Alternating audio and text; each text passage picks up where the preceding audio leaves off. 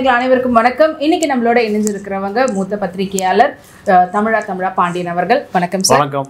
So இப்போ எல்லாருமே அதிகப்படியாக பேசிகிட்டு இருக்கக்கூடிய விஷயம், எந்த பக்கம் திரும்பினாலும் சவுக்கு சங்கர் தான். ஸோ அவர் கைதானதுக்கு அப்புறமா அவர் மேலே வந்து ஃபஸ்ட்டு 2 கேஸ்னாங்க, அப்புறம் 4 கேஸ் ஆச்சு. இப்போ வந்து பார்த்திங்கன்னா மறுபடியும் வந்து அவர் மேலே இன்னும் அதிகப்படியான கேஸ் வந்து போட்டுட்ருக்கிறதா சொல்லிட்டு இருக்கிறாங்க. ஸோ அது என்ன விஷயம்? இல்லை, சவுக்கை பொறுத்த வரைக்கும் ஆளுங்கட்சிக்கு எதிராக அரசியல் செய்வது தான் அவருக்கு கொடுக்கப்பட்ட அசைன்மெண்ட்.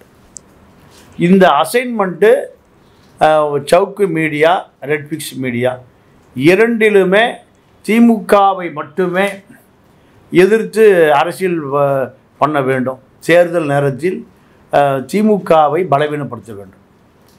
நீங்கள் ரெட்பிக்ஸும் சவுக்கு இணையதளமும் திமுக வேட்பாளர்கள்ட்ட இன்டர்வியூ கேட்டு நேர்காணல் கேட்டு போகவே இல்லை. திமுக கூட்டணியை சேர்ந்த கம்யூனிஸ்ட்கிட்டையும் போகல, காங்கிரஸ்கிட்டையும் போகல, விடுதலை சிறுத்தைகிட்டையும் போகல, எங்கேயுமே போகல. அப்போது ஒரே நோக்கம், அதிமுக ஆதரவு தளத்திலிருந்து திமுகவை பார்க்கணும், திமுகவை மக்கள்கிட்ட எக்ஸ்போஸ் பண்ணணும். இது வந்து ஊடக அரண் அல்ல, இது வந்து தரகு முதலாளித்துவம். இதுதான் சவுக்கு மேலே வைக்கிற குற்றச்சாட்டு. நீங்கள் தமிழ்நாடு திரும்பி பார்த்தது வழக்கு ஸ்ரீமதி வழக்கு. ஸ்ரீமதி வழக்கில் ஒருதலை பட்சமாக தற்கொலை தற்கொலை தற்கொலை.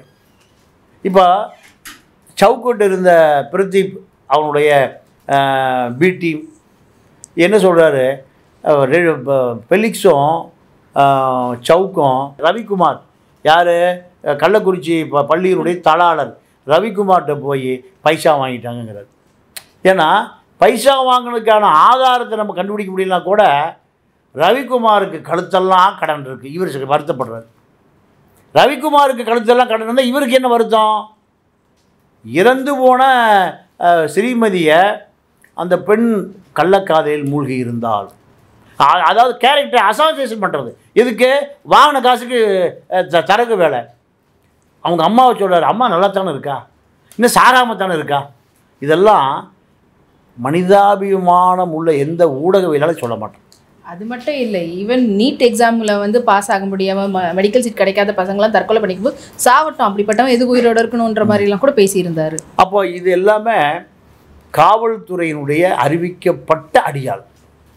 நீங்கள் தூத்துக்குடி துப்பாக்கி சூடு, மக்கள் பூரா வருத்தப்பட்டான். 13 பேர் குறிபார்த்து சுடப்பட்டார்கள். இவன் என்ன சொல்கிறான்? காவல்துறை நியாயப்படுத்துகிறான். இப்படி சவுக்கினுடைய தொழில் என்னன்னு கேட்டிங்கன்னா, நீங்கள் பிரசாந்த் கிஷோர் இருக்கார், எந்த கட்சி காசு வாங்கினாலும் டேட்டாஸ் தயார் பண்ணுவார். அவருக்கு அதுதான் கொள்கை. அவர் ஊடகவியலான்னு சொல்கிறதில்ல, அவர் வந்து நீங்கள் வியூக வகுப்பாளர் தான். ஆமாம், ஊடகம்னு சொல்கிறதே இல்லை. சுனில் இருக்கார், அவர் ஊடகம்னு சொல்கிறது இல்லை. எல்லாருமே கொள்கை வகுப்பாளர்னு சொல்கிறதே இல்லை, எல்லாமே வியூக வகுப்பாளர்கள் தான். ஆனால் சவுக்கு ஃபெலிக்ஸுக்கு என்ன வேலை? ஒரு ஏடிஜிபி, ஒரு காவல்துறை உயர் அதிகாரி, சட்டையை கழட்டுவையா. யூபிஎஸ்சிக்கு நீ எப்படியா தலைவனான? நீ தலைவனான கழட்ட முடியுமா? அப்போது பணத்திமுறை எங்கே பார்த்தாலும் கோடிகள் கோடிகள் கோடிகள். நீங்கள் 2வது மனைவி நிலவுமொழி என்ன சொல்லுது? பெற்ற குழந்தைக்கு 2000 ரூபாய்க்கு மருந்து மாத்திரை கொடுக்கலையா? 3வது கள்ளக்காதலிக்கு 3 கூடிய அந்தம்மா சொல்லுது, நான் சொல்லலை. அப்போது இதெல்லாம் சவுக்கு மேலே இருக்கிற தொடர் புகார். இது முடிஞ்சு போச்சு. இப்போ சிறையில் இருக்கார். சிறையில் இருக்கிற பொழுது நேராக எங்கே போயிட்டாங்கன்னா, திருமாவளவன் அலுவலகத்துக்கு போயிட்டாங்க. நீங்கள் நம்பர் 3 எங்கே போகுதுன்னா, திருமாவளவன்கிட்ட சொல்லி, முதலமைச்சர்கிட்ட சொல்லி எப்படியா எங்களை மன்னிச்சிருங்க.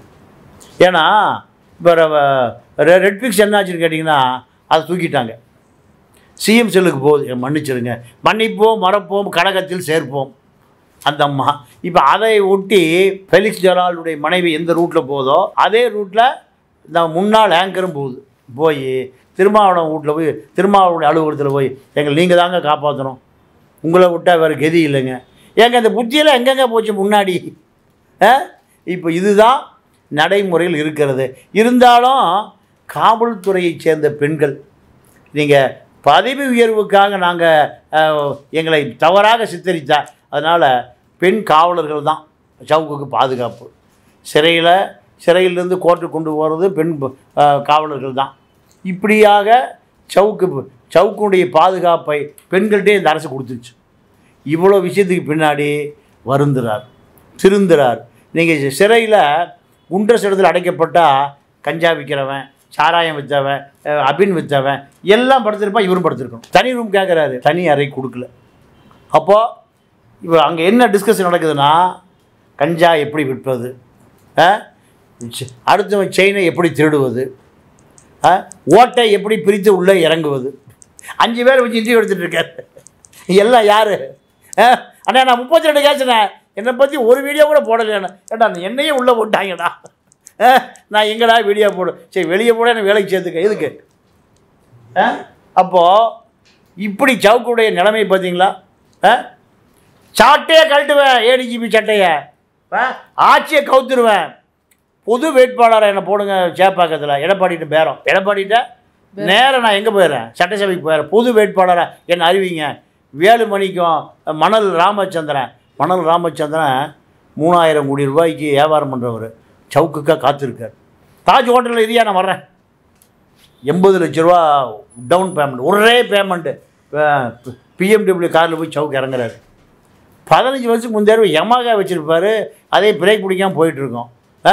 இப்போ நம்ம அதே பிரேக் பிடிக்காம வண்டியில் போயிட்டுருக்கோம். அவர் 80 லட்ச ரூபா பிஎம்டபிள்யூ போய் தாஜ் ஹோட்டலில் மீட்டிங் மணல் ராமச்சந்திரன்கிட்ட.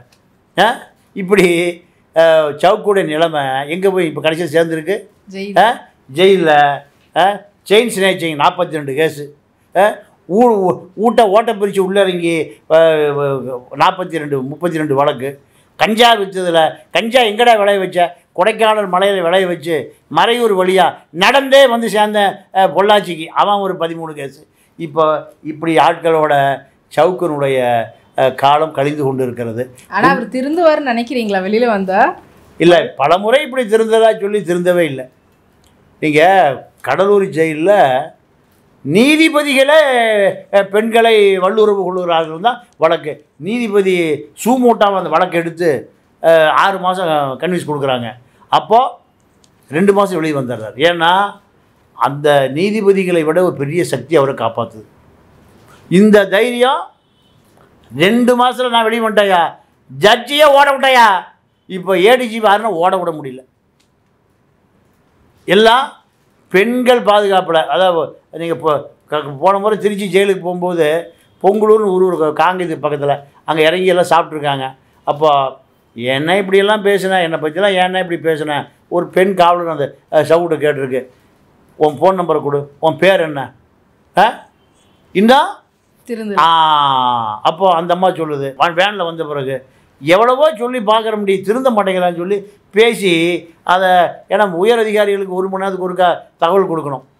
இப்போ அந்த பெண் என்ன சொல்லுதுன்னா, எவ்வளவோ திருந்திருப்பான்னு பார்த்தோன்னு திருந்தலை, நம்ம பேசுனதுலேருந்து அப்படியே தான் இருக்கார். இதை தான் திருச்சி மகிழா காங்கிரஸ் இந்த பெண் காவலர்லாம் என்ன அடிக்கிறாங்க. சவுக்கு வெக்கமாக இல்லை? நீ தான் ஏடிஜிபி அவருடைய சட்டையே கழட்டுறாள். இப்போ ஏன் திருமாவளவன் ஆஃபீஸ்லேயே உட்காந்துருக்கீங்க? ஊருக்கு இழைச்சோம் பிள்ளையார் ஒரு ஆண்டிகிற மாதிரி எல்லா அட்ஜஸ்ட்டும் என்னை காப்பாற்றுன்னு போய் உழுகிற இடம் அங்கே தான். அவர் சொல்லிட்டாரு, ஏப்பா எனக்கு இதில் உடன்பாடே இல்லை, 200 கோடி ரூபாய் சொத்து இருக்குன்னு சொல்கிறாங்க, யார் வேணாலும் வந்து காப்பாற்ற நான் உதவி செய்கிறேன், ஆனால் உன்னை நான் காப்பாற்ற முயற்சி பண்ணால் மக்கள் பெண்கள் பூரா என்னைய திட்டுவாங்கப்பா, சாபம் விடுவாங்க, அதெல்லாம் வர வேண்டாம் போன்னு அனுப்பிச்சி விட்டதாக தகவல் வருது. ஆக சவுக்கை பொறுத்த வரைக்கும் 6 மாத காலம் குண்டர் சட்டம் என்பது சிறையில் இருந்தே ஆகணும். நீங்கள் 5 பேர் 6 பேர் 10 பேர் ரூமில் போட்டு அடைச்சி வச்சுருக்காங்க. அந்த 10 பேரோடு நீ வாழ்ந்தே ஆகணும். அவர்களை பற்றிய வாழ்க்கை வரலாறு எழுதிட்டு வெளியே வா. இப்போ ஜூன் 4ஆம் தேதி ரிசல்ட் வந்ததுக்கு அப்புறமா இப்போது ஆட்சி அப்படியே கண்டினியூ பண்ணுற மாதிரி இருந்தாங்கன்னா பிஜேபி, அப்போ அவருக்கு ஏதாவது சப்போர்ட் கிடச்சி சீக்கிரத்தில் வெளியில் வரதுக்கான வாய்ப்புகள் ஏதாவது இருக்குமா? இல்லைப்பா, நல்ல கேள்வி. இவரை உருவாக்கியதே அண்ணாமலை தான். அண்ணாமலைக்கு விசுவாசமாக இருப்பாருன்னு எதிர்பார்த்தார். எப்போ அதிமுக அண்ணாமலை உடைஞ்சதில்ல. ஏன்னா நான் தாண்டா இன்கம் டேக்ஸு, அமலாக்கத்துறை எல்லாரும் சொல்லி வீடு வாங்கி கொடுத்தது, பணம் வாங்கி கொடுத்தது, கோடிகளை காமிச்சது, பொட்டிகளை காமிச்சது பூரா. அப்போது எங்கூட வந்துடுவின்னு பார்த்தா நீ நேராக வேலுமணி கூட போயிட்டியே. அதனால் அண்ணாமலை என்ன பண்ணிட்டாரு, நீ யாருக்கு விசுவாசம் இல்லை. அண்ணாமலை அதிமுகவோட போனதுனால சவுக்கை அண்ணாமலை கழட்டி விட்டார். அண்ணாமலை இனிமேல் சவுக்குக்கு எந்த ஆதரவு கரத்தையும் நீட்ட மாட்டார். இப்போ அதிமுக நிலைமை பரிதாபமாக இருக்குது. தொண்டாமுத்தூரில் பெண்கள் ஓட்டே போட மாட்டாங்க வேலுமணிக்கு. ஏன்? பெண்களை பற்றி மிக மகாலட்சுமி அவர் அந்தம்மா இன்னும் வழக்கு நடத்திட்டே இருக்கு. மகாலட்சுமிக்காக தான் நான் போனேன். அந்த யூடியூப் பார்த்தீங்களா? மகாலட்சுமியை நீங்கள் இப்படித்தான் இல்லை, இந்த கேள்வி தான் ஒரு சகோதரியை கேட்கணுங்கிறதெல்லாம் இல்லை. அவ்வளோ அசிங்கப்படுத்திய காணொளி யூடியூப்பில் இருக்குது. அப்போது சங்கரசுப்பு மகன், அந்த சங்கரசுப்பு மகன் நேர்மையாக வழக்காடியில் அவர் ஒருத்தர் ஹைகோர்ட்டில் அவர் மீது அபாண்ட புகார், சிடி செல்வம் மீது அபாண்ட புகார். இப்படி சவுக்கனுடைய கருப்பு பக்கத்தை திருப்பினால எல்லாமே கருப்பாக இருக்குது. இப்போது இந்த கருப்புக்கு கடைசி எண்டு கார்டு அருண் ஏடிஜிபியால் போடப்பட்டு பெண் காவலர்களால் பராமரிக்கப்படுகிறார்.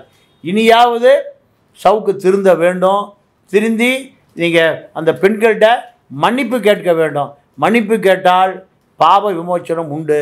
இவர் மீண்டும் திருந்தி வாழ்வதற்கு ஒரு வாய்ப்பாக அமையும் என்பதுதான் அந்த பாதிக்கப்பட்ட பெண்களுடைய வேண்டுகோளாக இருக்கிறது. ஸோ வருந்துவாரா திருந்துவாரா அப்படின்றத நம்ம பொறுத்திருந்து தான் பார்க்கணும். நீங்கள் ரொம்ப டீட்டெயிலாக வந்து இதை பற்றி பேசியிருந்தீங்க சார். நன்றி. நன்றி, வணக்கம்.